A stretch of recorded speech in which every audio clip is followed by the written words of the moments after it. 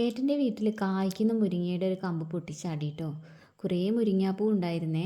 രാവിലെ തന്നെ ഏട്ടൻ അത് കൊണ്ട് തന്നപ്പോൾ ഇന്നത്തെ തോരൻ ഇത് തന്നെ ആവാമെന്ന് കരുതിയിട്ടോ. കുറച്ച് ചക്കക്കുരു കൂടി തൊലിച്ചെടുത്ത് ചെറുതായി നീളത്തിൽ അരിഞ്ഞെടുത്തിട്ടുണ്ട്. മുരിങ്ങാപ്പൂ നന്നാക്കിയെടുത്ത് വെള്ളത്തിലിട്ട് കഴുകി ഊറ്റി വെച്ചു. ചക്കക്കുരു കുക്കറിലിട്ട് 1/2 ടീസ്പൂൺ ഉപ്പും ചേർത്ത് കുറച്ച് വെള്ളം ഒഴിച്ച് 2 വിസിലിന് വേവിച്ചെടുത്തിട്ടുണ്ട്. 1 കപ്പ് തേങ്ങ ചിരകിയത് 4 പച്ചമുളകും കൂടി ചതച്ചെടുത്തിട്ടുണ്ട്. ചീനച്ചട്ടി അടുപ്പത്ത് വെച്ച് 1 ടേബിൾ സ്പൂൺ വെളിച്ചെണ്ണ ഒഴിച്ച് 1/4 ടീസ്പൂൺ കടുക് ഇട്ട് പൊട്ടിച്ചു കൊടുത്തേ.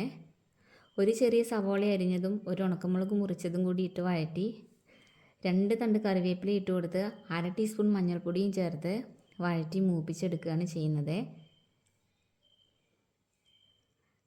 ഇതിലേക്ക് മുരിങ്ങാപ്പൂ ഇട്ട് ഇളക്കി ചേർത്ത് 1 ടീസ്പൂൺ ഉപ്പും ചേർത്ത് ചതച്ച് വെച്ച തേങ്ങയും ചേർത്ത് ഇളക്കി അടച്ച് വെച്ച് 1 മിനിറ്റ് വേവിച്ചെടുത്തു കേട്ടോ. പിന്നീട് അടപ്പ് തുറന്ന് വേവിച്ച് വെച്ച ചക്കക്കുരുവും ചേർത്ത് ഇളക്കി ഒരു 30 സെക്കൻഡ് കൂടി അടച്ച് വെച്ച് പിന്നീട് തുറന്ന് ഇളക്കിയെടുത്തേ.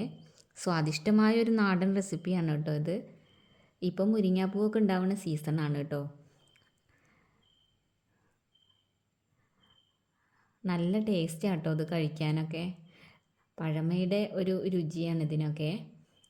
എല്ലാവരും ഒന്ന് സബ്സ്ക്രൈബ് ചെയ്ത് സപ്പോർട്ട് ചെയ്യണേ.